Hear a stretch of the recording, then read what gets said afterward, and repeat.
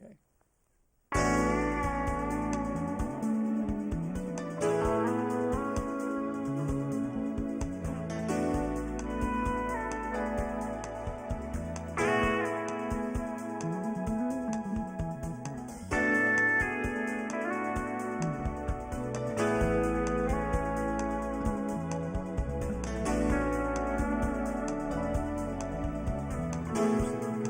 University of St. Francis.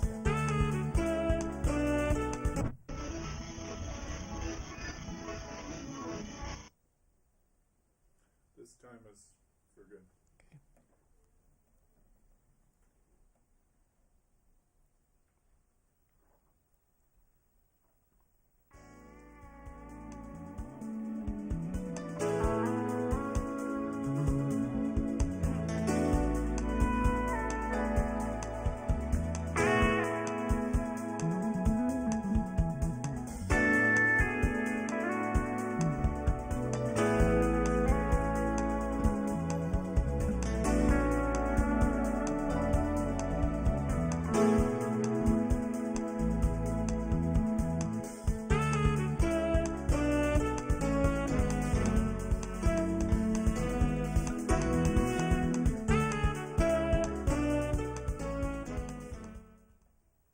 Hi, I'm Dr. Rudy Cashman, neurosurgeon in Fort Wayne, Indiana for 41 years, but I'm only 39 years old. Kidding aside, I have with me tonight a very interesting guest, Dr. David Johnson, professor at the University of St. Francis for 20 years. And he will bring his own expertise of the very interesting subject we're going to discuss tonight, fibromyalgia. Fibromyalgia has special interest to me because I see a lot of it in my 41 years of neurosurgical practice, probably 2 or 3 patients a day. So it's a very significant medical condition. Also, it falls into what I call mind-body illnesses. And I formed a mind-body index, which you can see to my right, to Dr. Johnson's right, which lists what I consider illnesses caused partially or totally by the human mind. Fibromyalgia is very common in the population. So let's start this little lecture, and we will hear from Dr. Johnson, also who teaches mindfulness and meditation at our Mind Body Institute at Lutheran Hospital. Let's go on this trip, or this interesting adventure. What is fibromyalgia? It's widespread muscular aching that occurs back of the head area, the neck area, the shoulder area, the chest area, our legs, our buttocks, and our thighs. They have patients with this at very tender trigger points. You touch the skin and they literally jump. The American Rheumatological Association, matter of fact, said for a diagnosis, you need about 11 trigger points out of 18 areas that you might touch. The patients with this complain of pain, stiffness in the neck, in the back, in the low back, in the legs, the hips, the shoulders, and buttocks. It is 10 times more common in women than men. This illustration reveals to you the spots that we commonly see this. And 2% of the population have it. That's really a large number. 10 times more common in women than men, and I'll tell you the reasons why. It is a worldwide condition. It's all over the world. It's seen in Africa, South America. It's all over the place. It is the most common cause of muscular aches and pains that we have. I see 2 to 3 patients a day with this syndrome. Here, I demonstrate the mind-body index, illnesses caused by the human mind. They're very common if you just look at it. Irritable bowel, 20 million people. Fibromyalgia, 20 million people. Chronic pain, probably 20 or 30 million people. Greatly affected by the human mind. Headaches, 80% of headaches are due to stress.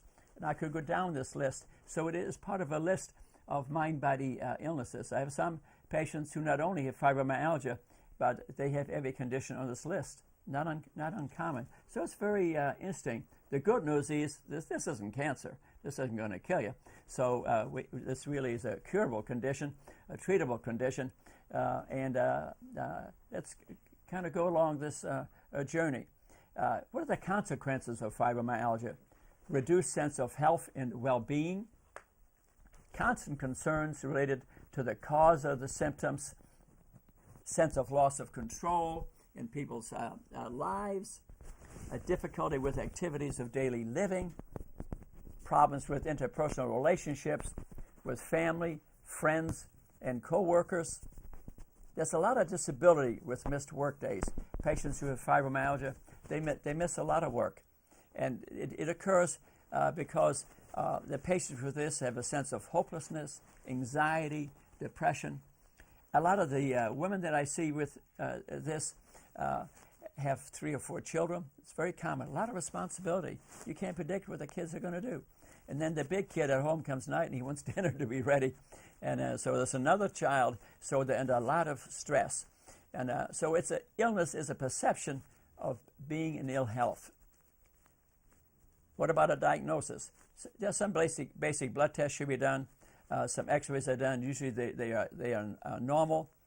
The disease cannot be demonstrated on tests. Fibromyalgia is an illness without a disease.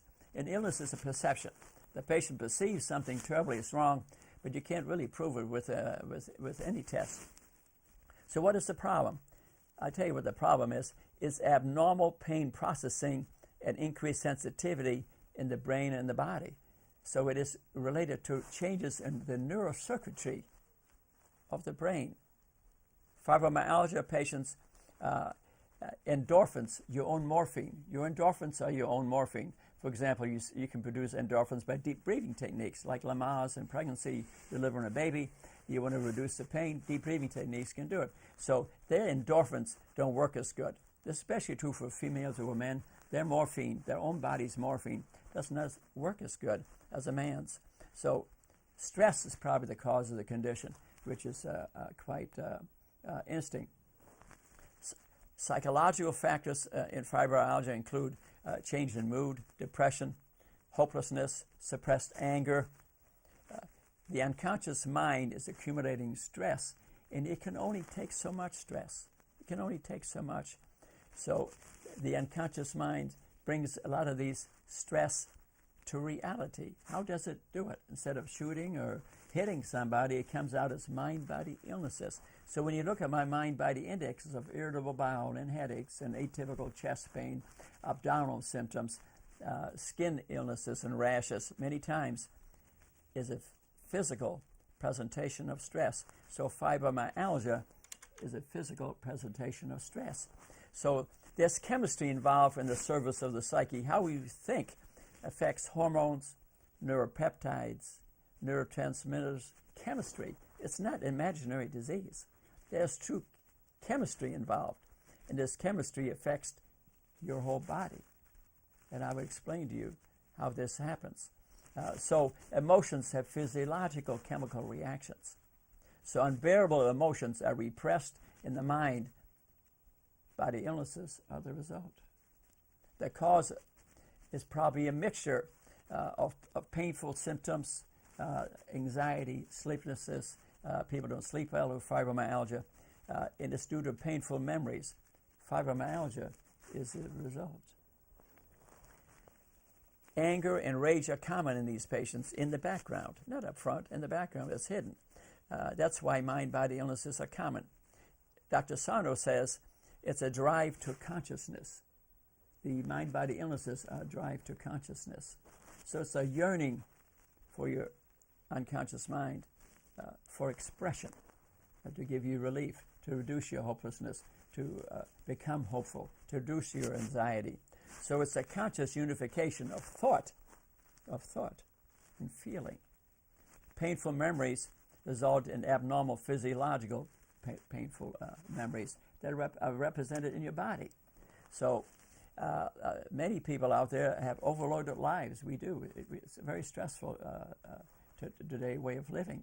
Economics, job loss, 3 or 4 children, high rates of divorce, no one in the family to help you. So we are really a chronically stressed population. That's why fibromyalgia is much more common in the United States than other countries where the families are closer. And we're constantly operating on the margin in this society. Got to go to work, got 3 kids, got to get home, got to make dinner, eating at fast food restaurants, and it all interrelated results in mind-body illnesses. So in fibromyalgia, we have widespread increased pain sensitivity, very sensitive skin. You touch the skin of a fibromyalgia patient, they literally jump. So the threshold of pain is reduced, especially females. Remember, endorphins don't work as good in females as they do in men. It's just something the way it is. Very sensitive skin, many rashes, for example, because the skin is the largest organ in the body. And what triggers it? Dramatic events, divorce, death, unexpected illness, many mind-body illnesses. It's not just fibromyalgia in many of these patients. I had a patient recently, about a 60-year-old female. She had fibromyalgia. She had a son who'd been operated at 821 on the cervical area. And I would have guessed probably he had fibromyalgia. Then she told me about her daughter who was getting scoped from below for a 3rd time that year. And I showed her my mind-body illnesses, and I showed the daughter my list of mind-body illnesses. You know what the daughter said? I got them all. I got them all. This is not uncommon. So become familiar with my mind-body index. So many illnesses caused by stress. And where did all this start? And why in medicine today am I a little bit concerned about fibromyalgia? Well, I'm concerned about it because these patients go to the doctor. He orders x-rays, MRI scans. The MRI scans are so good, they come back with these 3-page reports, and the doctor, I see this commonly, especially pain specialists, even a chiropractor on occasion, or a surgeon, looks at the report, 4 pages of report, and he says, and where do you hurt? The patient says, well, I hurt back here and I hurt in the neck. And they try to relate the symptoms in the neck to this x-ray. When they come to see me, well, I say, and what's going on in your life? You hear the real story. 3 months ago, I got a divorce. A week ago, my mother died. And I may tell the patient, you have fibromyalgia, tension myositis, instead of taking them to the operating room. These patients are in high danger of getting over-injected and addicted to medication. They go to a pain center, they want to inject their trigger spots, and then that doesn't solve the problem because they treated it peripherally. Remember, 75% of the problem isn't down here. It's the stress in their brain. They're not treating the brain. They're injecting the spine, injecting the muscles. 2/3, 3/4 of the problem is located due to neurocircuitry of the human brain, their thought process. It started with a gentleman named René Descartes. He was French, but he taught largely in Holland. And he wrote a very famous book, Discourse on the Method of Rightly Conducting Reason and Seeking Truth in the Sciences, 1635. He took complex issues, some things based on false information and conjecture over time, and would literally strip it down to its basic truth. That's called reductionist thinking. Then he made a mistake. He cut the head off the body, gave it to the church. Medicine kept the body, and we've been engineering that body and pretending this thing is not attached to it. So we've been treating what really should be holistic medicine, that brain is connected to the body. We've been leading an engineering project, and we're still doing it a great deal today. This thing is attached to the human body. It needs to be reattached to the human body, and that's what we're doing here tonight. Dr. Candace Pert, 1971, wrote a book called Molecules of Motion, physiologist from NIH and then Georgetown. She's at Georgetown now, where I took my residency in Washington, D.C. A very good book to read. She discovered the opiate receptor sites in your body. Where do drugs work? You take any medication, where do they work? We never knew. Cells have receptor sites on them. She's a discoverer of those. It was the opiate receptor site that was the first one discovered. But now we know that all the medications work on receptor sites. And her book really connected the mind to the body. She worked a great deal on neurotransmitters and neuropeptides. We have about 350 neuropeptides that are made in the hypothalamus and the limbic system, and that's how we speak to the body. That's how we speak to the body. So the brain speaks to the body. Then she demonstrates all these neuropeptides are also made by the white cells in your body, in your blood. So your blood can speak to your brain. You speak to your body, and the body speaks back to the brain. So it's mind-body, body-mind. Very interesting. So she spoke about the hormones, the neuropeptides, the neurotransmitter, the information molecules. Mind-body, body-mind. That's how we have these mind-body illnesses. What tests should you do if you have fibromyalgia? Testing, you should know if you make your test, get a blood test, sedimentation rate, just to be sure you're not missing some other condition.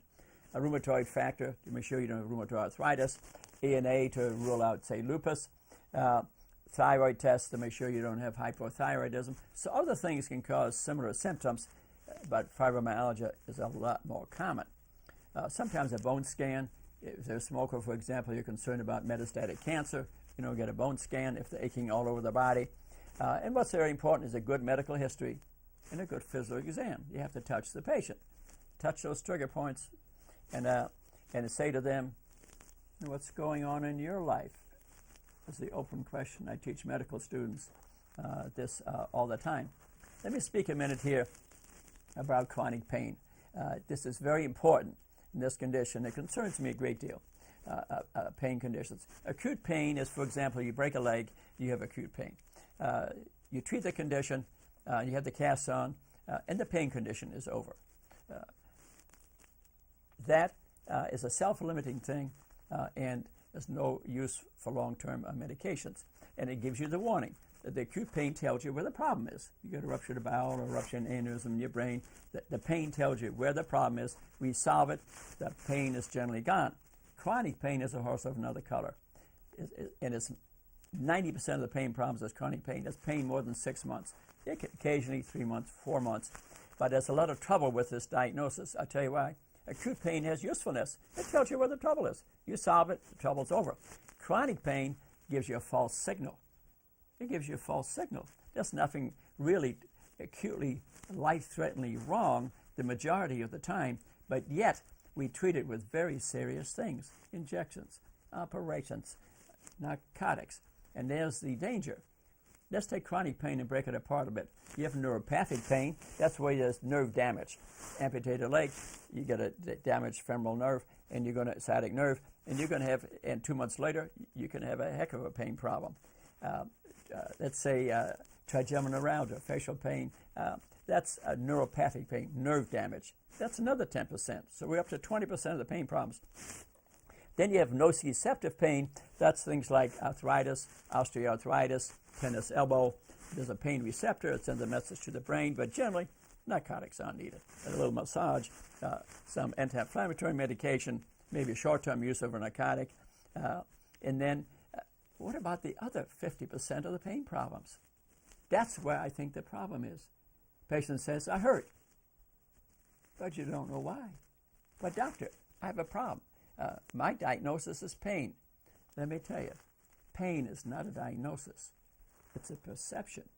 It's your perception, and it's different in different races, in different genders, in different cultures. What may be a pain to you may not be a pain to another. I have an Amish patient, for example, recently, and when I'm writing a book on chronic pain. His arm was up here like that. He'd been there for 2 months. I asked him if he had any pain. David, he had no pain. No pain. He had no pain. I mean, just conceive it. If I had my arm like that for 2 months, I'd have a pain. I guarantee you. I guarantee you. So it's his perception. He says, I am too busy to have pain. Very interesting. Wow. Very interesting. So we have this other 50% coming in. They have no idea why they hurt. And many of them are narcotics, chronic narcotics, which somebody gave them by mistake. This is extremely prevalent. Extremely prevalent. I know places in the city where people can go in the medical places, go in and say, and even literally demand the narcotic. And I know a few emergency rooms even, they can demand the narcotic that they want, and they give it to them. It's sad because this produces a group of people who have pain without a diagnosis. And I finished reading 3 pain books like that. In all those 3 books, David, they didn't mention this group of people. They all think the majority of pain problems is neuropathic pain. Those people have no nerve damage. Their pain is based on the neurocircuitry of their brain. It's real. It's real. But it's based on the neurocircuitry of the brain. And when they give them narcotics, it causes sensitization. And next month, they need more. The next month, they need more. Now they had an OxyContin, and then they hit the methadone, and now we're starting to talk about an occasional death. People don't wake up. I see it, not uncommonly. 70 deaths from narcotics in these counties last year, 70 the year before. Based on the guys from Mexico and in Colombia? No. Prescriptions, David. It's so sad. So there's no name for these people who have this pain. I like to call it metabolic pain. I just made it up. I picked a friendly word. The Japanese, for example, they don't like the word obesity, so they took a national vote. You can't believe this. Dr. Johnson performed a national vote, and they now call them metabos. For Alzheimer's disease, they didn't like the term. They took a national vote. They now call it cognitive issues. So I say for these chronic pain people who have a real problem, let's call it metabolic pain and treat it more reasonably, not hand out narcotics. The point is you've got to have a diagnosis. Pain is not a diagnosis. It's a symptom. It's a perception, and different among different people. Instinct, isn't it, Dr. Johnson? Very. Isn't that very instinct? So let's talk about some treatments now, and I'm going to have Dr. Johnson discuss, which I think is the top and the best treatment after I've used this little PowerPoint here about mindfulness meditation. I think that is really the best holistic treatment. But things I suggest, avoid addictive medications are not appropriate. I'm not against medications. Some tranquilizers and antidepressants have value here. But remember, a 30-minute walk is as good as taking a Prozac. At least give it a try. And it's a lot cheaper. It's a lot safer. And let's connect the mind back to the spirit and to the body. Let's understand it. So number one, Dr. Johnson, in fibromyalgia treatment is education. I think it's extremely important. The patient must understand what this is all about, and I find that works. So teach them stress reduction techniques, yoga, mindfulness, which we'll discuss in detail in a minute, meditation, massage, exercise. Educate them with CDs, DVDs, and books. It's very helpful. I send them to my website, cashonmindbody.com. We have a great website. And Dr. Johnson teaches at the Mind Body Institute, runs a regular course on meditation, mindfulness, extremely effective. And emphasize self-care and wellness. Learn to manage your fibromyalgia. Focus on the power of your mind rather than on the pain. The power of the mind. Remember what I said, pain is? It's a perception. Chronic pain is a perception. When these pain centers come along, they're treating the spine. They're wanting to put facet blocks and all sorts of things to your spine. But chronic pain is mostly located in the human brain. They're not treating the brain. The problem is not in the spine. It's in the human brain. We can't do lobotomies, so they treat them down here. And that's why a lot of those things many times are not effective. Occasionally it is. So focus on the power of your mind rather than on the pain. Realize your ability to heal through mind-body techniques. And with that, Dr. Johnson, professor of nursing for 20 years and teaching meditation and mindfulness, I'd be fascinated to hear your viewpoint on this, David. I think that for me, in my counseling practice, the folks that we see in mental health counseling, as well as at the Mind Body Institute, Dr. Cashman, we see a lot of folks that come in for our stress program, and certainly the folks with fibromyalgia, you've talked about it in terms of the concept, the relationship with stress. And so, although we can't say that for certainty that stress causes fibromyalgia, we know that it's a confounding variable, that there's a strong correlation. And so we look at ways of getting folks to look at the mind, to look at their thought process, because we know that oftentimes we're here in the present moment, but we're also, with stress, being hijacked somewhere in the past or somewhere in the future. Our bodies are here, but our minds can be elsewhere. And so it's a primitive response. You address it in your mind-body book, which I think is a really great resource for patients and for anyone that's interested in really making this mind-body connect. But the notion that when we experience a real stress in our lives, and our lives are filled with real stress, all the things that you mentioned, the financial, the juggling of kids, the divorce, the downsizings, all sorts of stressors that are happening. And so for people to go to a stress program, we're not going to alter the real stress in their lives. What we're going to do is help them to understand that their perception of that stress can be altered and sometimes shifted just a little bit. Mindfulness-based meditation has a long, strong emphasis, a long line of research behind it, evidence-based practices. I happen to follow the work of Dr. John Kabat-Zinn out of University of Massachusetts. He writes a wonderful book called Full Catastrophe Living. We're all living the full catastrophe. Stuff happens every day. Every day, and we experience and we download excess cortisol streaming throughout our body, all sorts of excess of hormones, and those hormones serve us very well in terms of that fight or flight response. But the reality is, if we're in our brain constantly into the past or the future with that stress response, we're inundating more and more stress. And so the person who lives in chronic pain and stays in the thinking process of that chronic pain is almost like constantly in a vicious cycle with it. And so to break the cycle of it, mindfulness-based practices, many of the complementary modalities, such as yoga or Tai Chi,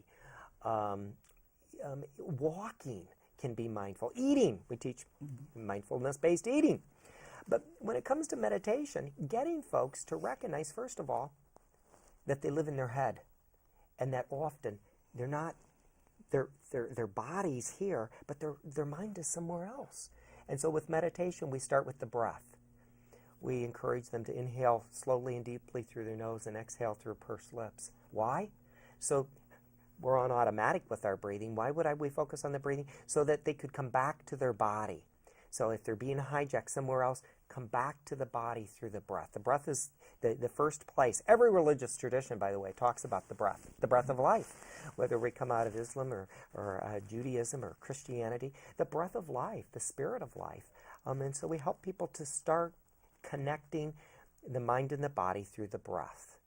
We teach people to inhale slowly, exhale slowly, to feel a sense of relaxation, to feel a sense of peace. We teach people to do body scans. With fibromyalgia, we're very sensitive to the contracting of muscle groups. And so for folks with fibromyalgia, we don't even contract a particular muscle to become aware of where they're housing that energy. But we have them think about their body. We have them think about their feet and allow that energy, that pain, the relaxation to fill their feet. And then we move up to the lower legs, to the upper legs, to the buttocks, to the lower back, to the chest, to the face. We do a body scan. We're looking for places where we're housing the energy. So meditation is, sometimes folks think of meditation as being something wild and guru-ish and something maybe from the East.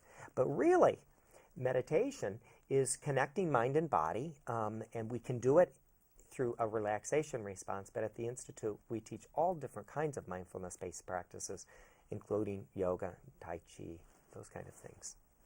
That's great, David. I'm so relaxed, I'm not sure I can continue. I've been doing the relaxing breathing while you're speaking. That's a wonderful explanation and the best treatment for fibromyalgia indeed. So let's go on and explain the physiology a little bit more and continue the discussion. What are communicating systems in our body? so you understand the physiology a little better. We have the central nervous system, the brain, and the spinal cord. And then most people, even a neuroscientist you talk to, think that's the only way our brain speaks to our body. David, that's wrong. We also have the autonomic nervous system, the sympathetic nervous system, for example. That's the flight response where the acute stress is coming at you, the stress of Dr. Cannon described in 1910, the tiger's running at you, your blood pressure goes up, your bowels shut down, you start sweating, your pupils dilate, but it's over very quickly. You either live or die. That's acute, and it's over. But this is not what we suffer in today's society. We have chronic stress where we act the same.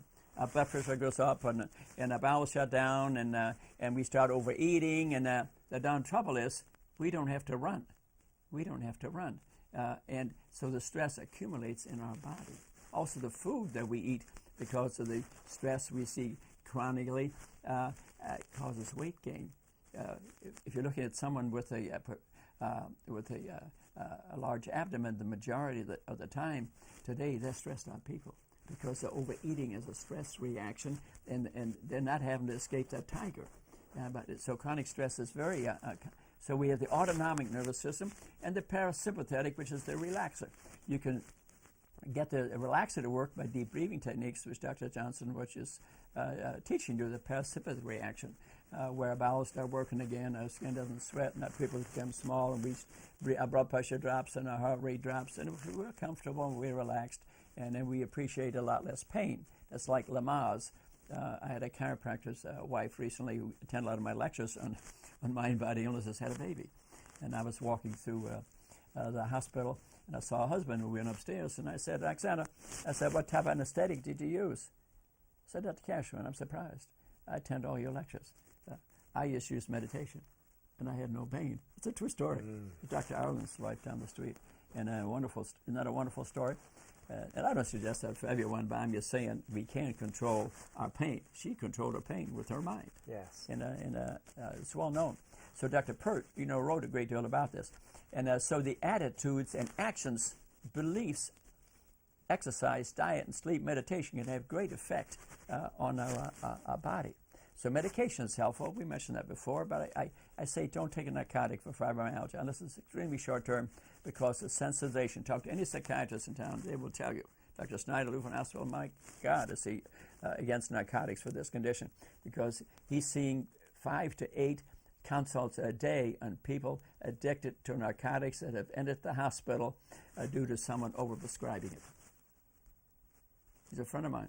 Yes. He knows a lot about this. Listen to him. Don't grab a narcotic for anybody unless you got a broken bone or a ruptured bowel or something serious going on. Don't take narcotics. What do narcotics do? They give you dopamine. We're all missing dopamine in our lives. A lot of us solve it actually by overeating. Food's a drug. And I'm not saying not to eat, but pick maybe better food. And I find a better way of getting dopamine through laughter and music and relaxation techniques. So attitude and emotions affect our body a great deal. So your mind and body are one. They're chemically linked. The mind and body is chemically linked. You're stronger than you know and can have more power over your body than you realize. That's Dr. John Sarno. Very interesting.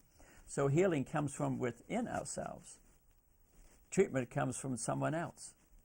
Okay? Healing comes from within us. But the treatment comes really from somebody else. So education about fibromyalgia is very important. I say CDs, DVDs, read books, attend Dr. Johnson's meditation, mindfulness courses at Mind Body Institute. No prescription is worth more than knowledge about your condition. You must understand the connection to the mind.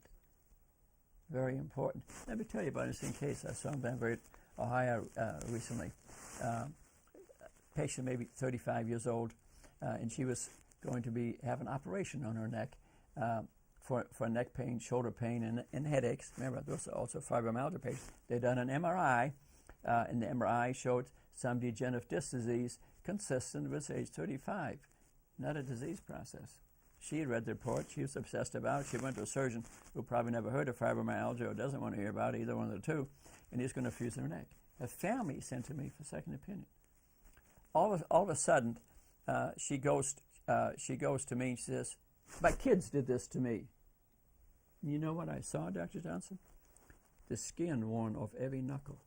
I could see tendons and I could see bone. I could not believe it. I could not believe it. It took me a while to figure out what this was due to. She said, "My kids did this to me." And I finally figured out, you know what she was doing every day? Because she had, I think 4 kids, no husband and a job. Very stressful situation. And he was doing this. It's a true story. Yeah, true story. Totally wore off the skin off the knuckles. And I spent a lot of time educating her. It's not easy. It's not easy. Someone's so convinced that they're going to need an operation. It's not easy to turn this situation around. But I see this, not that uncommonly. That the mind has tremendous effects on us. So you must understand the connection of the mind to your body in all the illnesses you might have. I don't care if it's atypical chest pain. 75% of chest pain, Dr. Johnson, is stress. But right away, if you're 50 years old, you're going to have some abnormal changes on an angiogram. They do an angiogram, they're going to find something. But the question is that related to what you got? That's really the question. Right. That's really the question. And it's not easy to determine. And let's talk about a minute for the placebo, nocebo. A placebo can be a pill. You believe it and it works. Placebo is the oldest thing in history. As a matter of fact, 100 years ago, what could a doctor do for you? Be a good placebo. It was his attitude, love for you. That was the healing aspect. And they use even snake oil to bloodletting to all sorts of things. As long as you believed it, many times it helped you. But obviously bloodletting resulted in complications. George Washington died from that. So a placebo can be a pill. It can be a doctor. Believe me, I've been in this business 41 years. I've placeboed a lot of people. I'll frankly admit it. I'm proud of it. And because the patients know I love them. They know I love them. I care about them. And so I hear a lot of people that way. Occasionally it can be an operation. Let me tell you an interesting thing. I saw a patient with a horrible pain down his leg, an executive. He had a factory, 35 employees. I found nothing. Scans show nothing. And I see him back again. I try everything. And finally he comes to me one Friday and he says, "Doctor, if you don't do something, I'm going to close my factory on Monday and 35 people are going to lose their job." I thought, well, maybe there's a disc there. So I operate on him. Fairly low risk exploration of the nerve. Found nothing. I found nothing, Dr. Johnson. Found nothing. I moved the nerve over a little bit, took a little pressure off. So I go out. Now what I got to do? So I say I found nothing. I mean, I'm a healer, I don't think I would call this lying. I told the patient I took a little pressure off the nerve. I moved it over a little bit. I think you'll be at work on Monday. Guess what, Dr. Johnson? He was at work on Monday. Yes. 35 people kept their job. And that's healing. Is that something I see commonly? No. But it's an example of the placebo of an operation. But let's go to the next term, nocebo. Nocebo. I've asked 343 doctors now what the word meant, not one of them knew it. There have been 10,000 articles written about placebo. My book is the only book ever written about nocebo. And I picked it. I think you'll love this title. Nocebo, the evil twin. Because the twin is a placebo. But what I find in medical care, and it's very important, that we nocebo a lot of people with the CT, with the MRI, with even the angiogram, negative speak. We say this pain is related to the changes in MRI, which may be just from aging, and convince the patient there's something wrong, intentionally or unintentionally. I know pain centers use that one a lot. And before you know it, they're often running with a whole bunch of injections, and that didn't work. So now what do? Addict you to drugs. That's a perfect business for you. And because as soon as the prescription is out, they want another one. And then when it doesn't work after a while, they inject you again. I see this. So I don't mind mentioning it. So you can be noceboed by the actions of the healthcare provider. And some do it unintentionally. But I think how we speak to people is extremely important as healthcare providers. I think, you teach your nurses, and I give some lectures there, thank God. I thank St. Francis for the opportunity. This is extremely important for healthcare providers to know about this because how negativity can result in harming the patient. Let me give an example. I've probably done 20,000 spinal taps over the years. We used to do amalgams. Now we have MRIs. I had to do a spinal tap. Now I always approach the patient from the back. I never allowed the word needle to be used. I never allowed the word spinal to be used. I mean, I really get mad if you use those terms because it made the patients nervous. I'd go up to the back of the patient and I'd say, I'm going to numb you now. And actually, I was doing the spinal tap. Never used local. And you know what? None of them had any pain. I saw it again at Park Hospital intensive care the other day. Somebody needed a stitch in their scalp, and the patient was pretty sick. I was in a heck of a hurry, and I just threw in one stitch. I told the I'm going to numb you now, threw a stitch in. As I walked out, the patient waved at me and said, thank you. Never felt a thing. So how you talk to people is extremely important. The nocebo, I think, is extremely critical. I think it is an evil twin. We do a lot of things to people with a nocebo effect, and it's perception. I say don't accept narcotics unless you have acute pain. You break something busted, take a narcotic or take it no more than 2 weeks. All narcotics should have an endpoint. In the book I'm writing on narcotics, about chronic pain, actually, they have a chapter called The Endpoint. You need to have an endpoint. You give somebody a narcotic or you're taking a narcotic, know the endpoint. Obviously, you got cancer, you know the endpoint. Don't stop the medication. It's something is broken, it's fine. But, part of the problem is, Dr. Johnson, is that the Joint Hospital Association, it created the fifth vital sign. You think it's a real advantage to patients with pain problems. It's not, because what's resulted in giving, what's your level of pain? 0 to 10, the nurse says, and you say, it's a 9. It's not, okay, what's your pain due to? They call the doctor on call, and he says, order morphine, when in reality, it's someone with sensitized brain coming in with a symptom of pain, but no diagnosis. And we start the addictive process or continue the addictive process. I think we should have a sixth vital signs, which should be the endpoint. We need to know what the endpoint to the medication is. And it is the biggest cause of drug addiction in this nation. It's not the people from Mexico and Colombia, as I said before. It's physician prescriptions. It's in the newspaper. I'm not saying anything that's new or different. And when you're trying to avoid sensitization of the whole body, narcotic addicts, people with narcotics for a long time, you even touch them and they're so sensitive. This is what you're trying to avoid. And use holistic methods of treatment, which there are many, from Tai Chi to Qigong, to yoga, to massaging, to aquatherapy, to dancing. Norman Cousins wrote a book, Anatomy of an Illness, and that's an interesting book. He had a severe spinal problem, and he would play funny movies for 2 hours. He had pain relief for 4 hours.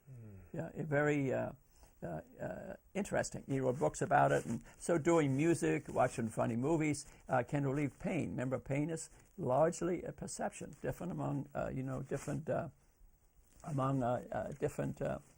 people.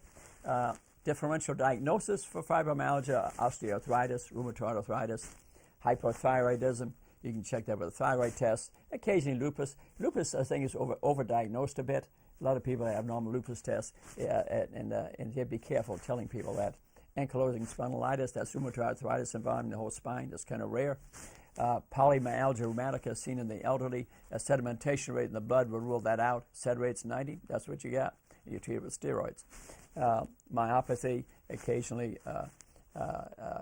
metastatic cancer, multiple myeloma can present as pain all over the body. So there is a differential diagnosis. But this illness, a lot more common, especially in females, especially young females. That's stress. Stress affects us tremendously.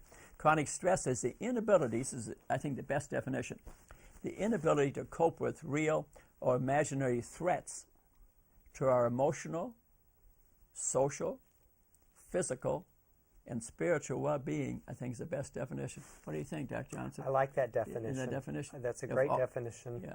Dr. Seeley published a lot about it from Montreal. He probably wrote 1,000 papers, and he called it the non-specific response of the body. And that's pretty good. But I think this one is the holistic, approach to it at this time. It's destructive to our body. And the reason it does that, because steroids get secreted, and cortisone is destructive to your own eicosanoids, your 20 essential carbons in your body, and it interferes with a certain enzyme in the manufacture of these Intel chips of your body brings it to a halt. Your body comes to a halt. So that's the reason when you see people on steroids, say for a month, for 2 weeks is okay, 3 weeks is okay. But you look at them after a month, you see they don't look right. The cheeks don't look right, the skin doesn't look right, the blood pressure comes up, and they look very unhealthy. So don't take steroids for a long period of time unless you have no adrenal glands while you need to take some steroids. Short term, they're quite effective. I use them quite a bit. But long-term use is destructive to the human body. And so the breath, which Dr. Johnson talked about already, is a link between the mind and the body. So mindfulness teaching, like Dr. Johnson does, is extremely effective and should be the top of the list of mind-body illnesses. There's the relaxation response with Dr. Herb Benson. Dr. Johnson, I met Dr. Benson. I went to Harvard and met him. Yeah, the first thing he said to me as I walked in the room, he says, "Rudy, how have you been?" I never met the guy. Well, it turned out, you wouldn't believe this, I played baseball against him at Central Park in New York City as a child. It's a common name. I never thought that he was that famous guy. But he described this relaxation techniques which Dr. Johnson teaches. Very effective way of stress reduction. Meditation is bringing your mind into the present moment, forgetting the tsunami, the past, the storm of the future, saying a mantra, repeating a few words to really still your mind. That's really Herb Benson works, and this is what Dr. Johnson teaches. You can do that sitting in your car at home. It's cheap, doesn't cost nothing, and a good way to relax and reduce pain. So what are other holistic techniques of treatment? Chiropractic treatments. It's the most used technique in this living world, and definitely has value. Meditation, which we spoke about, mindfulness teaching, which we spoke about, cognitive therapy to teach you about the effects of the mind and body has value. Exercise is very effective. I mean, every time I play tennis or you walk, take a good walk, commune with nature, talk to the birds. I talk to the flowers, I talk to the birds.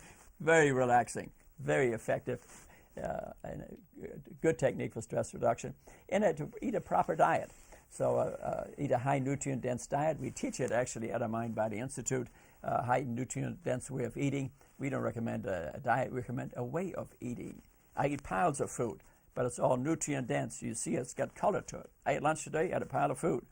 One of my friends was eating, actually he was a doctor, was sitting next to me. He was eating big pot belly on him. He was eating 3 pieces of chicken. This little pile of food. I'm eating this big pile of food, and I'm the skinny guy. End of the lesson. That's the lesson, Dr. Johnson. I don't have to say another word. And the other doctors noticed it too. And it's very interesting. And hopefully he's not listening to yeah, God, I always said listening tonight.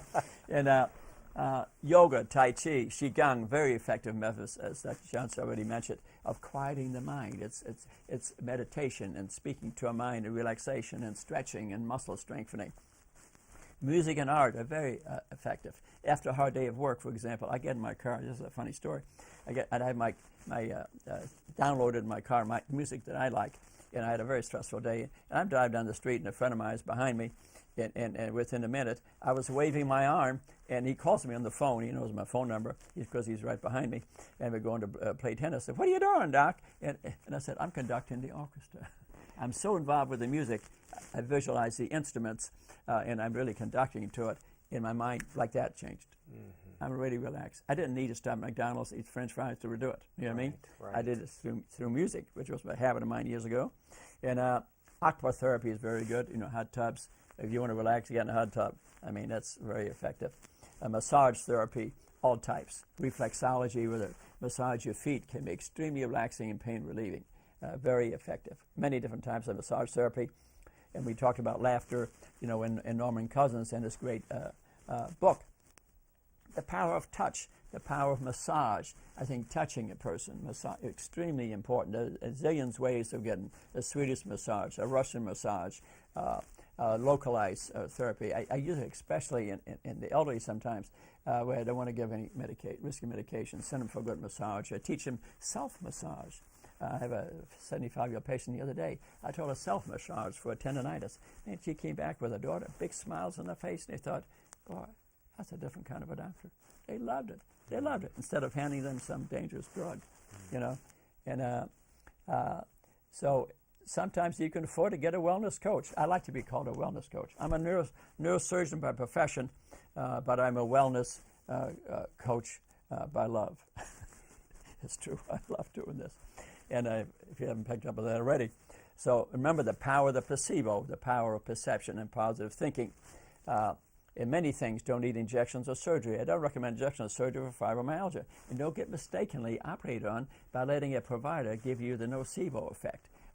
Watch out for that the nocebo you with the diagnostic x-rays and stuff. Do you find that concept, the nocebo, very interesting, Dr. Johnson? I find the nocebo, I'm sitting here and I'm thinking how in healthcare we've got to be extremely cautious of the nocebo, but we talk about the placebo. In fact, we also talk about the gift of hope and encouragement. And of course, sometimes that could be perceived as a placebo because we know hope is extremely powerful and compassion is extremely powerful.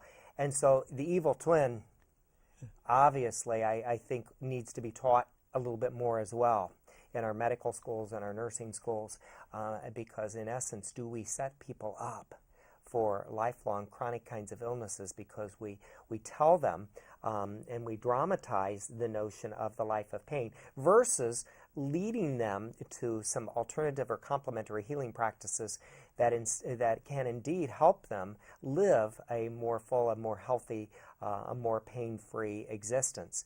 And you know, and as I'm saying that, I was sitting here thinking about you talked about you know, the strong correlation between stress and fibromyalgia. And sometimes I think folks with fibromyalgia are thinking when we make that connect that they're somehow thinking we think it's all in their head, and we couldn't be saying it any differently. We don't believe that it's all in their head in the sense of not being real, but it's in their head in the sense of some of the brain chemicals that are taking place.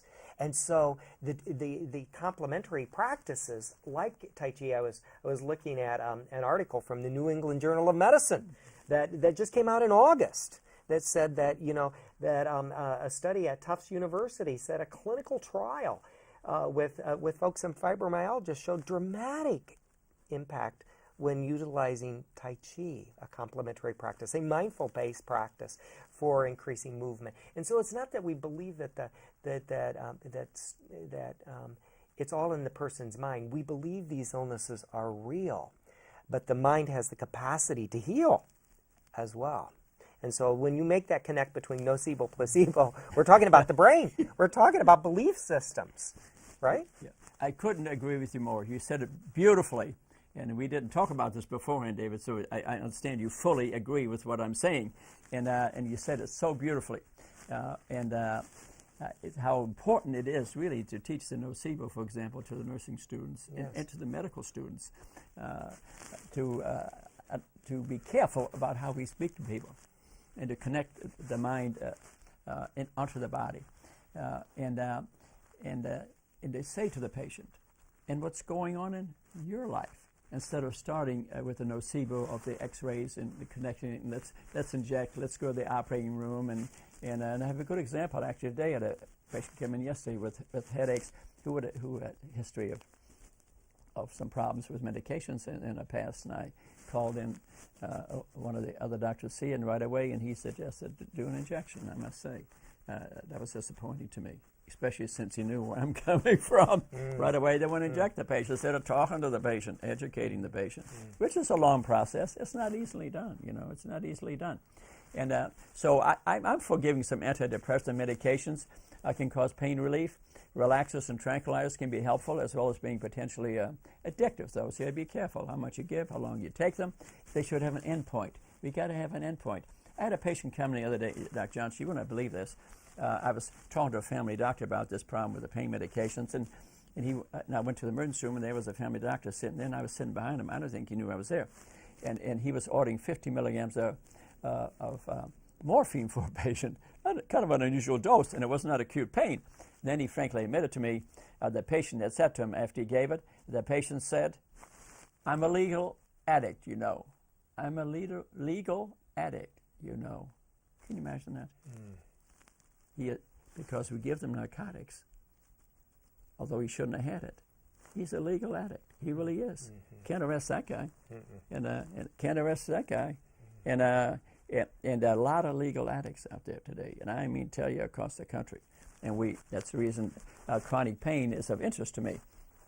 Other things you can try, vitamins, antioxidants, fish oil can be of value. I've had patients who I've given fish oil to. I had a patient with trigeminal neuralgia recently who had trouble facial pain for 6 years or so. I ordered some flaxseed fish oil. He took about 1,000 milligrams. He was a gentleman. He came back maybe a month later. The guy walks in, gives me a big hug. Pain was gone. Anti-inflammatory medication. It must have affected the eicosanoids of his body, because that's omega-3 in the fish oil. And the eicosanoids, are the intel chips of your body that were there millions of years ago when living creatures didn't have a blood system. That was the communicating system. And we still have that in our body. 70 trillion bodies, cells communicate to each other through the blood system, but also through our eicosanoids. And remember that our brain speaks to our 70 trillion cells, and our 70 trillion cells speaks to our brain. So if you get up feeling depressed or painful, your whole body will be depressed or painful. But if you wake up happy and you turn on the music a little bit, have some more positive thinking, your whole body will react accordingly. At our Mind Body Institute at Newfoundland Hospital, we have a great website, cashmanmindbody.com, which has many books you can read about the mind and cancer, the mind and pain. We have our lecture series on there. I give a free lecture at Newfoundland Hospital Auditorium, 7 o'clock on Monday night, one a month. The mind and cancer, the mind and pain, the music and healing, Asian medicine, mindfulness, just one subject after another, all about connecting the mind and the body. We have nice audiences, and we have a lot of fun. And I invite you to attend those. They're absolutely free. If you look at our website, I'd like you to look at, there's a brain sitting there on the left lifting weights. Look at that. That leads to Rudy's Brain Gym. Very interesting. And it's a very thought out page. There's enough on there to last you 6 months, how to keep a sharp mind and how to live to be 100.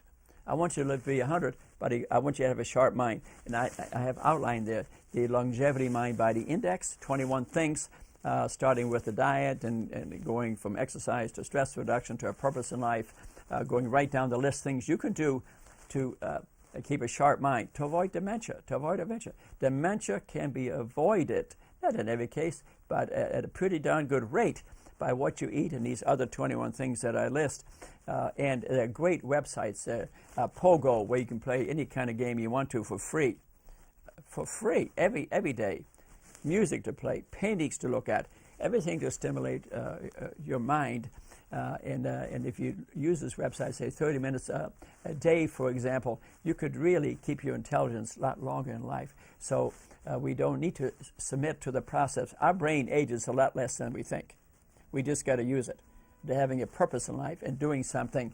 I feel so lucky myself at my young age, 39 here, that I'm extremely active. I play tennis 3 times a week. I do yoga. I've written 4 books this year. Practice full-time neurosurgery, and remember, neurosurgery is my profession, but Dr. Wellness is my passion. If you haven't noticed that, so I really enjoyed having you with you, Dr. Johnson. I hope we do this more frequently. I hope you attend his seminars on meditation and mindfulness.